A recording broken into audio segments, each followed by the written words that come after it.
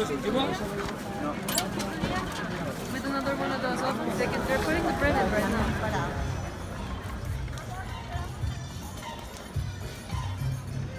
Hey everyone, welcome to a special edition. So last week I didn't exactly get to post my Sketchalona, which was half ready edited, because I got a little carried away with some of the other art things I was doing. This month of December we're trying to level up our art, drawing women every single day using the suggestions Marshall Lee of Donkey Jaw Projects has set up for us on the Shecember Facebook page. You should check it out if you're interested. However, I'd like to make up for it. The big yellow one? Alright, let's get some special fries. So this weekend we've made it out to the little market, the medieval, yes those are gallows, the medieval market here in Vic, outside of Barcelona, which is about an hour by train. So to the Catalan heartland, where giant banners have been unfurled to free the political prisoners, their elected leaders who are leading the little insurrection. But that doesn't stop people from having a good time at a medieval market in this beautiful little town. It's a little dilapidated, as you can see, across the river, but it kind of adds to the rustic charm of the town. And who has time to criticize buildings, really, when there's so much good food to be had? Shoots arrows over there. They'd really done the town up, and lots of people were in costume, in full regalia, and we easily spend, I think, a good 4 or 5 hours just walking through the whole center of the town, eating where we can, and just taking in the sights, you know? There was even some old storytellers.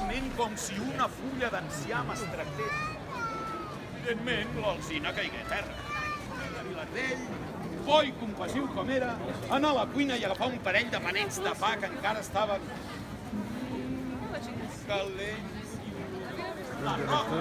So yeah, chocolate in Catalan is written with an X. I don't think there's, well, actually Welsh is quite fond of dropping X's in words as well, I noticed. So as we ventured further into the town, I will spare the vegetarians out there the sight of animals being butchered and roasted.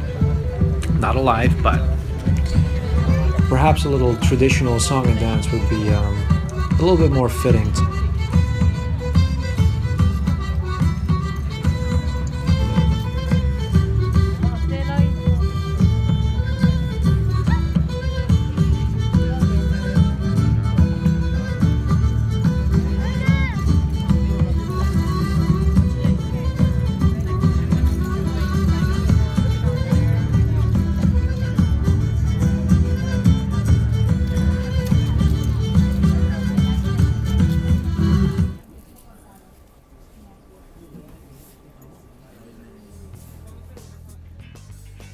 So if you're new to this series, my name is Jan, and usually I tend to show people what I've been up to in my sketchbook. That's kind of what Sketchalona is all about, and showing, of course, the sights and sounds of Barcelona, where it is finally getting pretty cold. Not as cold as in Vic, which we visited for the medieval market, but chilly nonetheless. I think the heat is something you acclimatize a little too quickly to.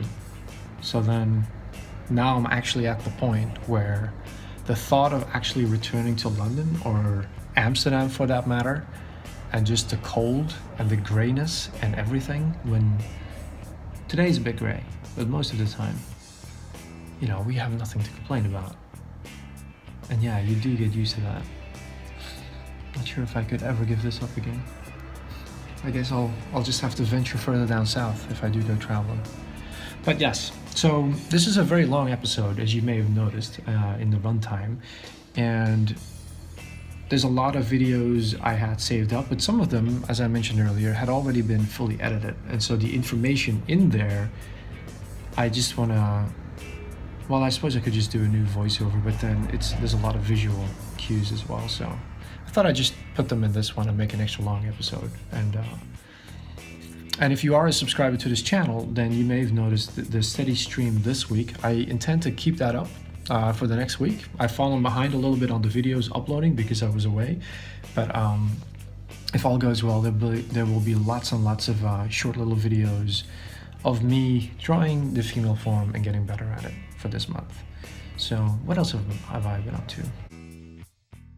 I got my days off, and though I was supposed to go to London because of the little mishaps with the locksmith the week before and the boiler breaking down, I decided to save my money, have a little trip, and check out some of the museums in the nearby towns, like this one in Badalona.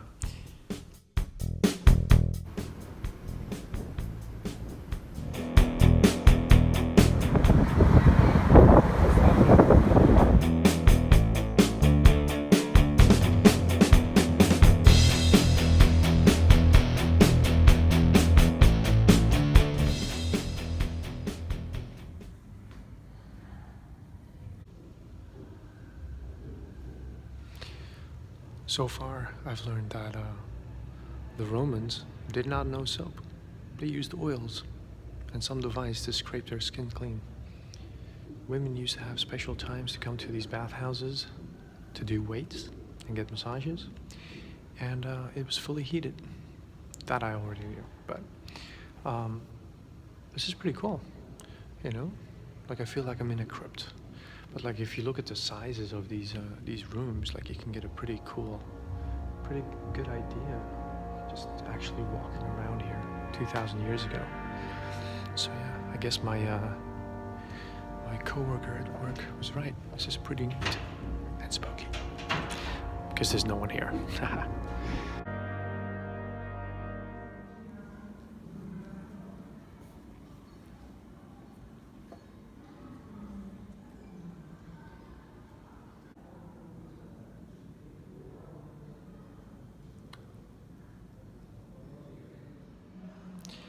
So I'm having a pretty good time here in this little museum, and there's a section over here where you are literally taking from 5,000 before Christ, the Neolithic, all the way to the end of the Roman Empire, and like all the different stages of the city and how it developed with little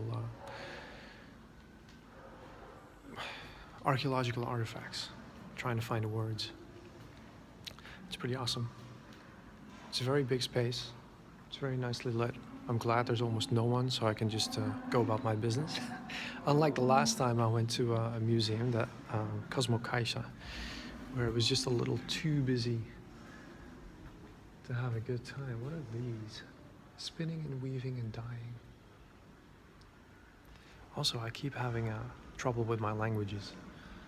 So it's dyeing as in painting cloth, not death. And one of the other problems one of the other words I had trouble with, like, is that everything is in Catalan and in Spanish and in English, so it's nice to compare. So there was a frieze of some sort of a midwife helping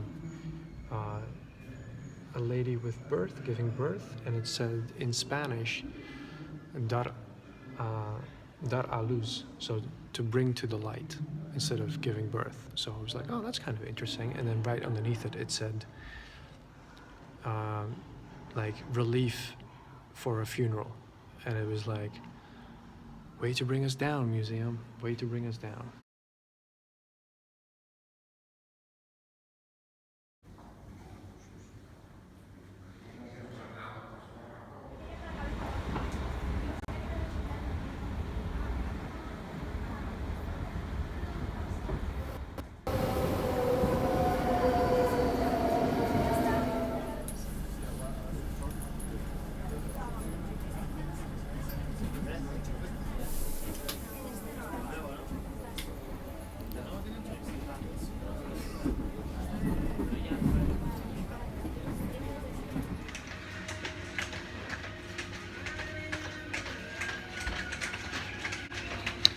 In the grocery shop.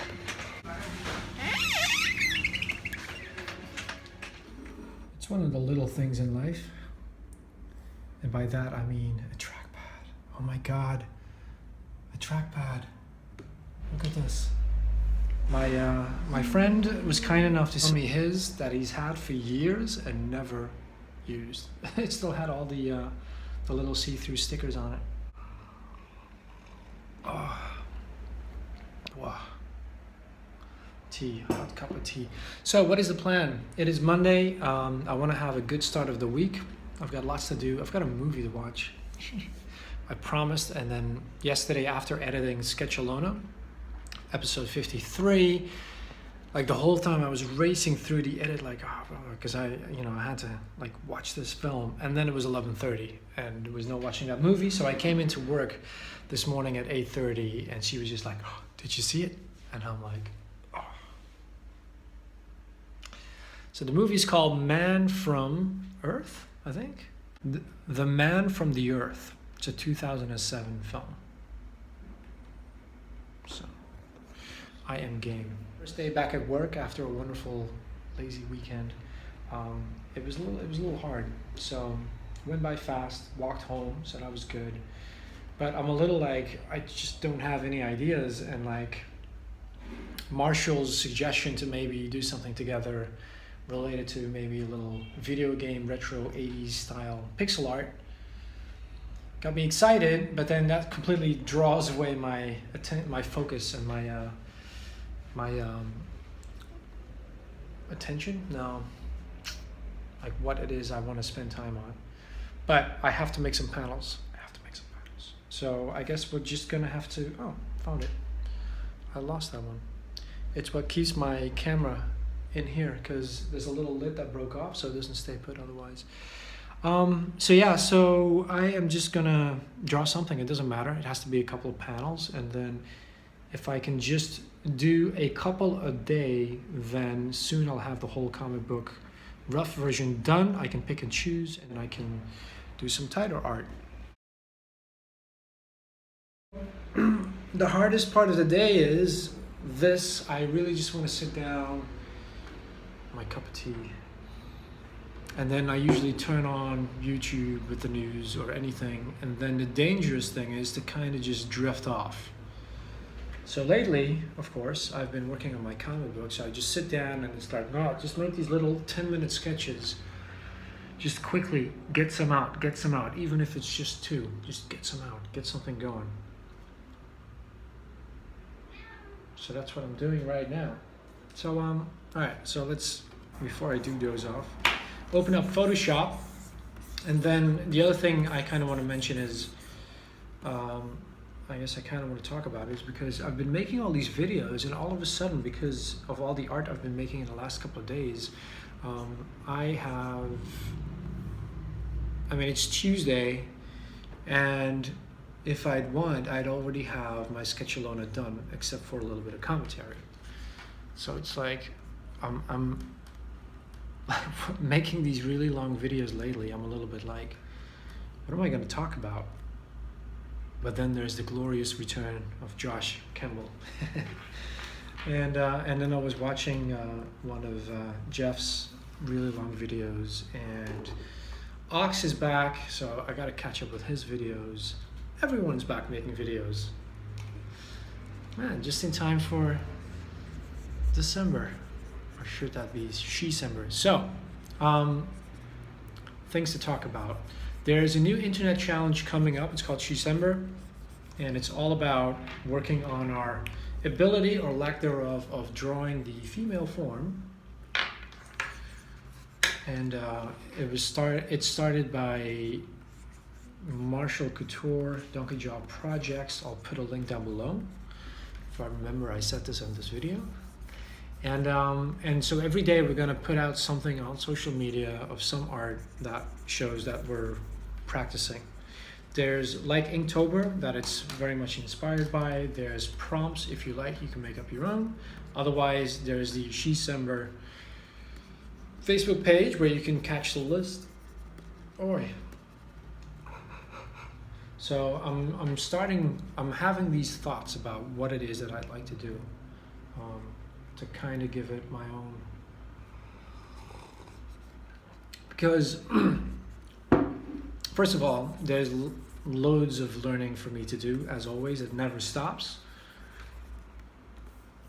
But I've been focused so much on faces that I think it would be more interesting for me to to really focus a little bit more on figure drawing. And by figure drawing, I mean people, if it were to be for December, women in scenes doing something and being expressive about it. I think that for me would be an excellent little daily drawing.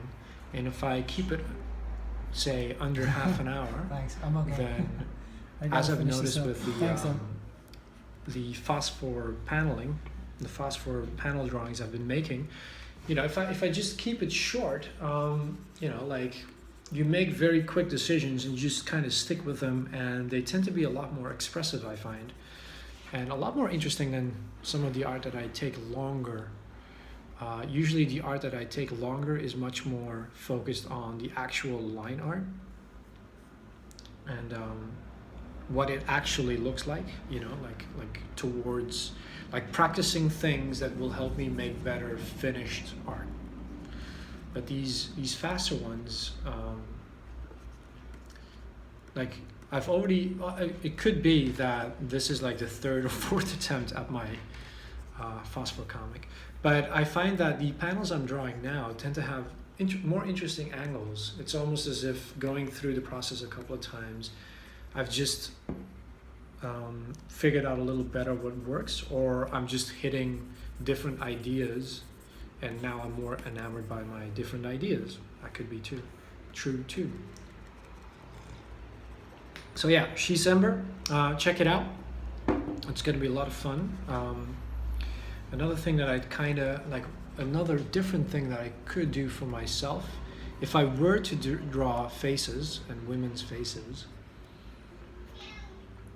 since I was complaining a little about, like, you know, the fine lines and like drawing what you see and how that then tends to age women, I could just completely move away from line art and just go straight into color.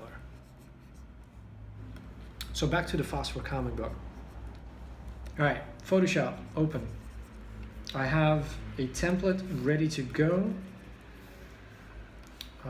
It just saves a little bit of time. It's already got the layers and everything. Let's open that up. The only thing that kind of annoys me is that if I press increase size, it's way too big, and then I have to get the zoom tool to get it just right. But hey, there's worse things in life. So here we go. I've got the chalk brush. I've got my trackpad right here. Excited. Okay, brush. All right.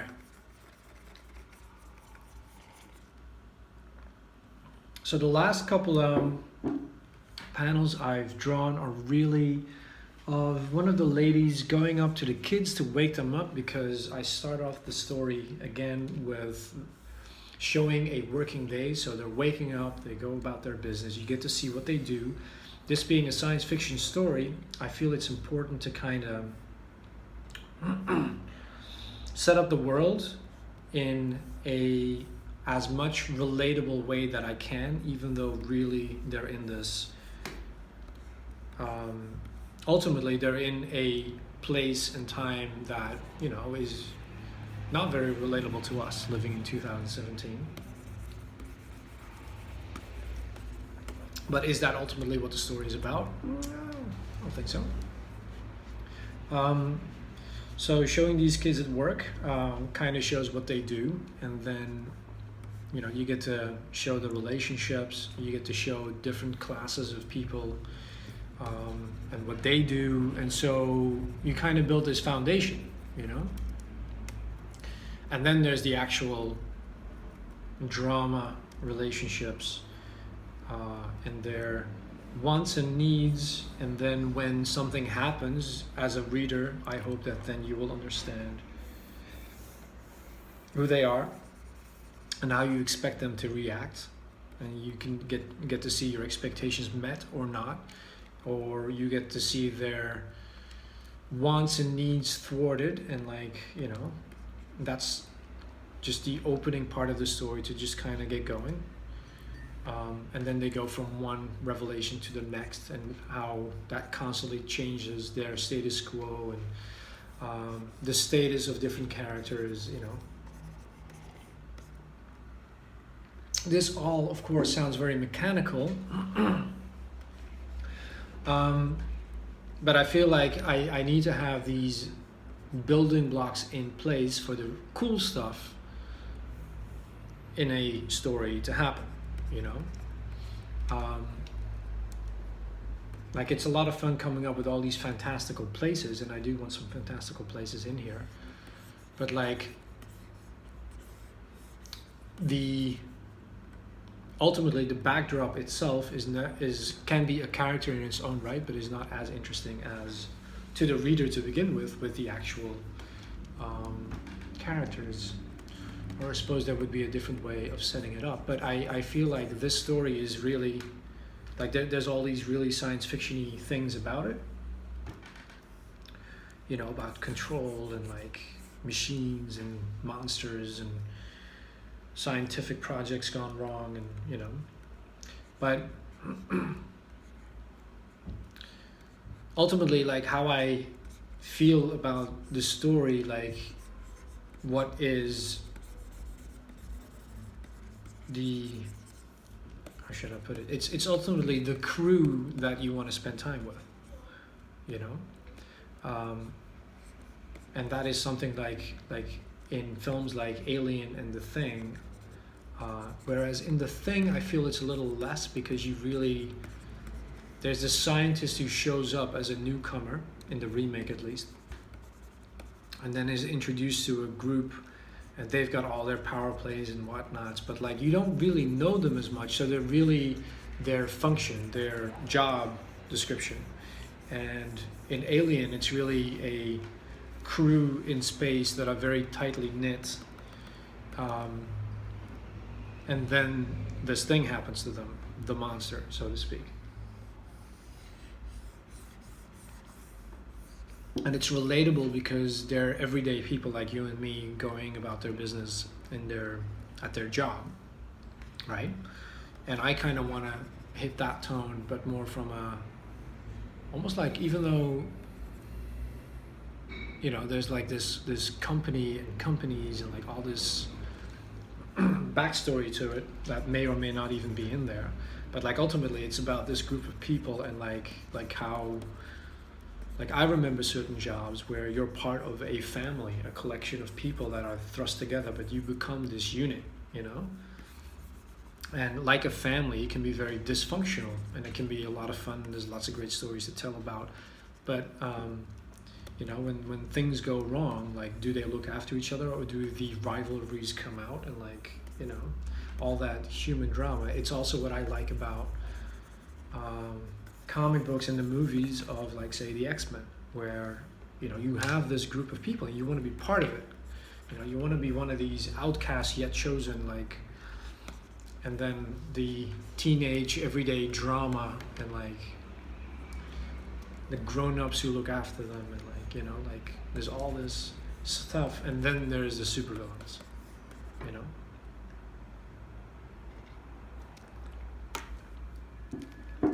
Let's actually put this to the digital chems. So she's waking them up. Last panel, I had her pull away the curtain.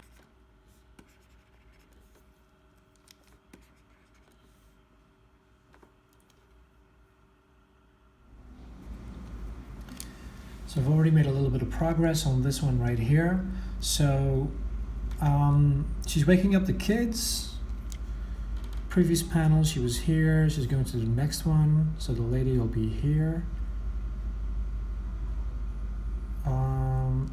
So I guess I'll just show her doing the same thing, but the other way.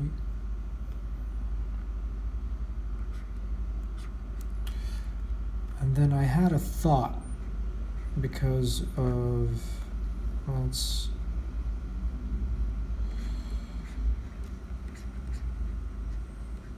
how, okay, this is looking a bit weird. So I had a thought. So these round shapes for the the round shapes for the bedroom doors covered with curtains were really just a random thought. Like, you know, I'm pretty sure in like one of the original drawings it was just a rectangle.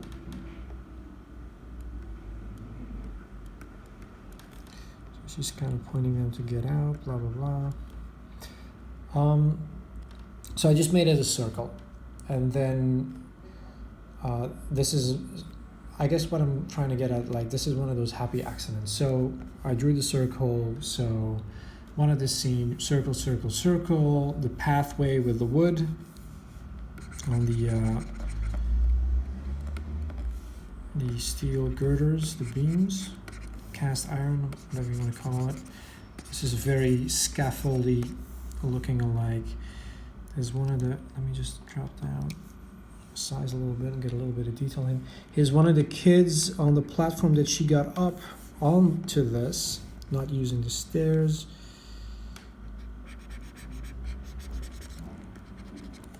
This is all very rough. Is it actually too small? Oh, it is a Passenger 100. So he's now using it to get down. It's kept together with chains. Grimace.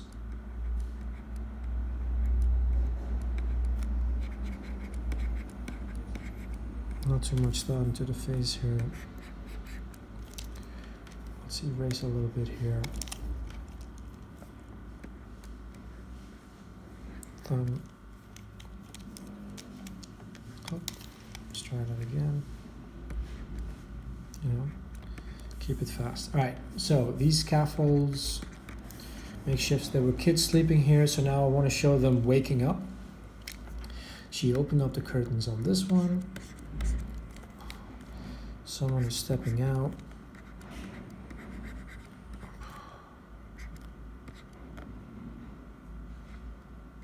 Not happy, sleepy. Oh.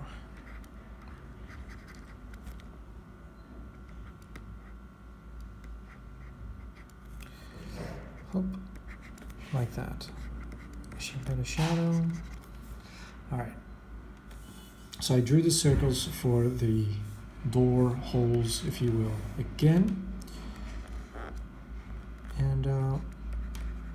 And then I started drawing a little bit of plating. I'm like, oh, there's a little bit of rust here. And then I just kind of curved the thing. This is the rope sealing it off so you don't fall off or whatever. And then I thought to myself, like, oh, it's kind of like portholes, you know, because I was talking so much about a ship in the last video, I think. Right, portholes, but like they're way too big because usually, you know, there's little windows on a submarine or an airplane. These are ginormous, but this is science fiction, so I can totally get away with that. And then I thought to myself, like, well, since so much is scavenged and put together, this is kind of a foreshortening. The arm is pulling. Whoop, and you have to get out.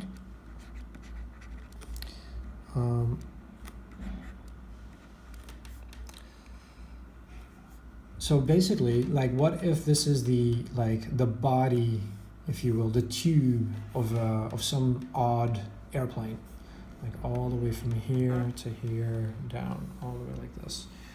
And so these are enormous windows once upon a time. So there should be like the nails around it. And so now the windows are gone. And the windows are gone. And so, shadow here. It's just covered with curtains.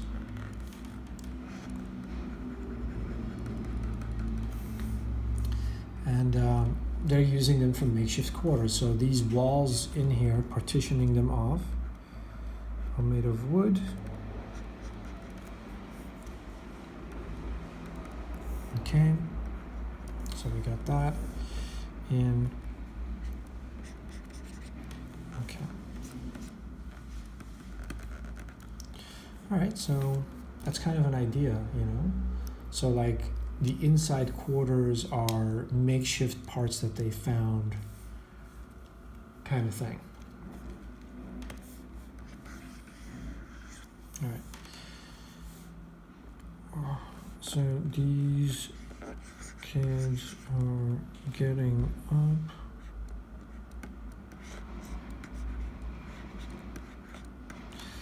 I tend to draw a lot of them with dreads, which is really a choice from way back when. I thought it would be a great cheat, so I don't have to draw as much hair because I was having so much trouble with hair. Okay.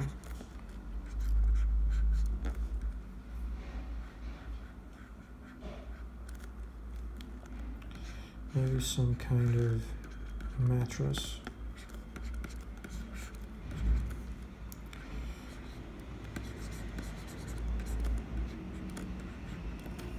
That sitting down.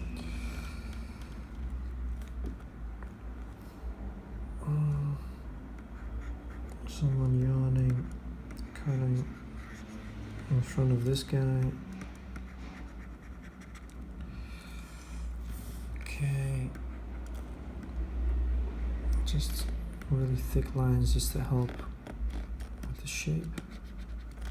Outlining it for myself. Okay, so here we're gonna have another one sleeping.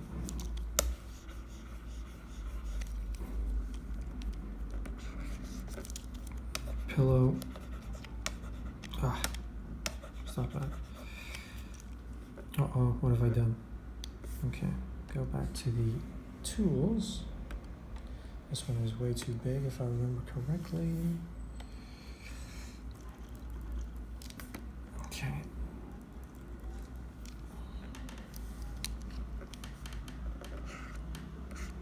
Still too big. Okay, it's a little better. All right, so back into the drawing and talking.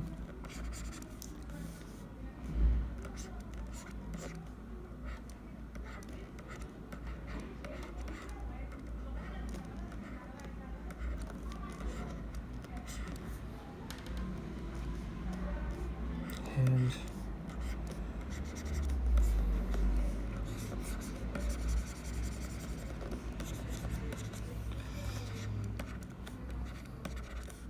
okay, done.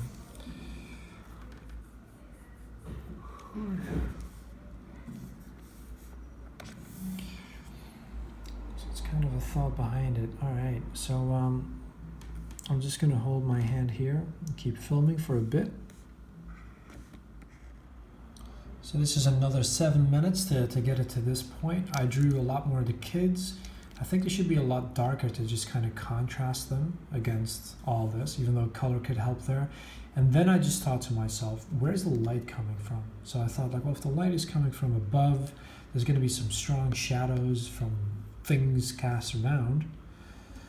But then I also thought, well, what if she's bringing the light? Like, she had a light up here, like on the one of the chains, and then they have like what if there's like chains hanging? This is too thick. Some kind of chains hanging, keep everything in place. Instead of candles, they have like some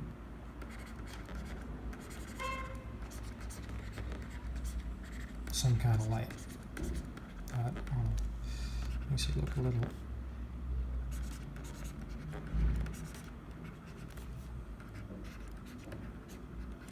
And so that could cast the light. So we'll do it old comic book style like that. Like that. So this one's here.